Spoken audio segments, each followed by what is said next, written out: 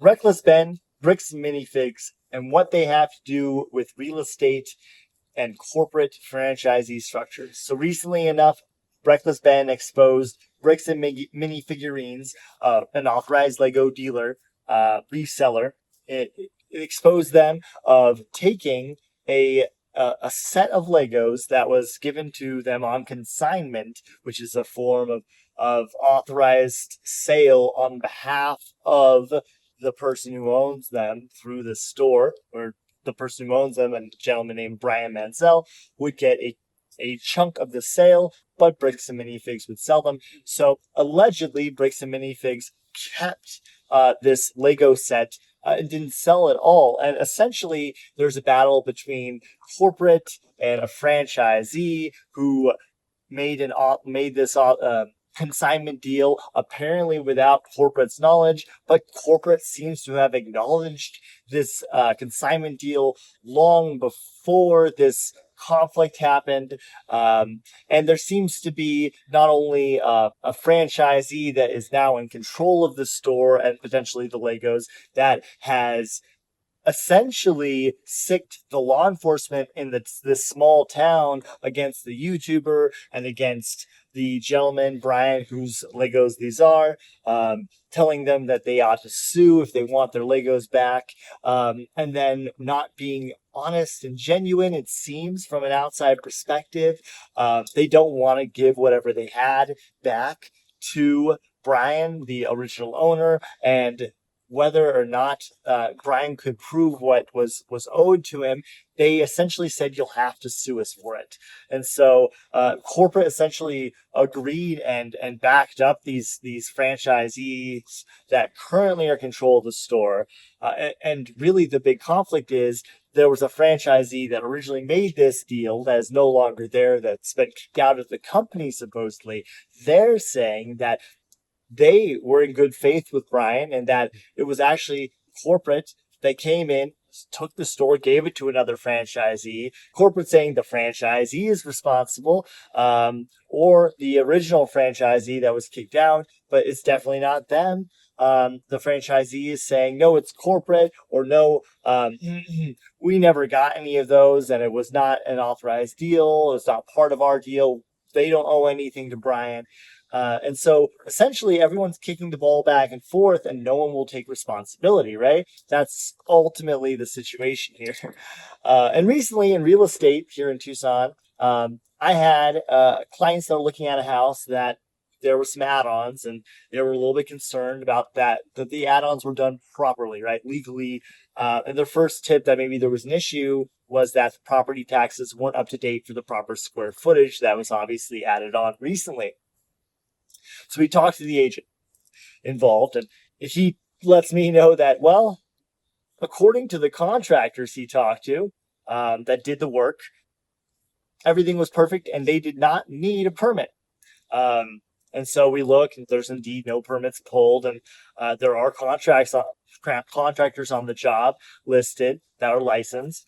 However, we talked to the city, and indeed, they needed to have pulled a license for the work that was done. So this is an illegal remodel, or rather a remodel that is not done with the proper permits, is not done to code, potentially, at least we don't know that, right, if it was done properly, because it wasn't inspected. And on top of that, they're not paying the property taxes that should be being paid. And so the new owners will have to either be dishonest with the city. Maybe they won't do the due diligence and they won't know, or they'll have to correct the issue, potentially get permits for everything, which could involve tearing apart the entire building, the entire remodel part, in order to make sure that it was done properly. Tearing open walls, etc. This is a headache that buyers don't want to deal with. And it was clear that the seller was happy to hope that no one would look into it. But if they did look into it, he was telling us that it was the contractors. It was not him that had the responsibility of telling whether or not permits were needed, right? This is another situation in which you essentially have the guy with the funds, the guy at the top, using somebody he hired essentially as an excuse to not take responsibility, right? He hired contractors. They did the due diligence for him. And so he's cleared of responsibility in his mind. And he even went so far as to say that he hopes that nobody is pursuing, he doesn't want to have to deal with somebody pursuing the truth behind the permits, which certainly says more than just you're not aware. But bottom line is you're taking that responsibility and putting it on somebody else, somebody you hired. Now, in my prior experience, I've run restaurants for 15 years plus. And in that time, I have had the experience of corporate and franchisee relationships where essentially franchises will blame corporate and corporate will blame franchises for things that go wrong, but they'll each take each other's successes. And it's a way of obfuscating the responsibility when something comes down and it's not favorable, right? And you don't want to take responsibility for it. So maybe just saying somebody else is responsible might take the spotlight off you. Well, unfortunately, in the end, I don't think it does. I mean, in Bricks and Minifigs situation, corporate's going to pay, I think, in the end, significantly more than they ever would have to have made the situation, right? And in terms of PR, press relations, there's no recovering that situation like it would have been had they just taken care of Brian personally, or even when the situation came to great light, they could have taken care of it. But instead, they're defending the situation by saying it's somebody else's fault, even though they employed that person and had the responsibility of making sure that they were responsible when they hired them.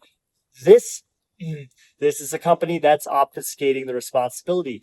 The real estate agent that potentially could have taken responsibility for not looking up the permits or for even just doing that themselves in the first place, right, was obfuscating the responsibility on the contractors who were the scapegoat, right? And then for my experience in restaurants as well, right, you have, unfortunately, a great situation in which no one wants to take the blame for anything that goes wrong. And that doesn't look good, I don't think, ultimately. It's like, if I hire somebody and they don't do the right thing, even if I'm not watching, and I train them to do the right thing, that's not, it's their fault, but it's also my fault, right? I took the responsibility on of being the leader in the situation, of hiring somebody who may or may not be trustworthy, but it's my judgment call, right? And I can only do so much in terms of training, but I can also keep an eye, check up. One has to, when they're in a leadership role, follow through on that leadership to the end, in my opinion. And that means responsibility to the extreme, let's say, responsibility to the extreme. And so Bricks and Minifigs is as far away from that, I think, as you probably could get, allegedly. And that might be just an unfortunate misunderstanding. It's possible, but ultimately, no matter what it is, a misunderstanding, one of the parties lying, ultimately, it could all be made better by taking responsibility, or things will snowball, right? You don't get away with anything. So that's what Reckless Ben, Bricks and Minifigs, real estate, and operations in franchisor situations go. Let's hope it goes better next time.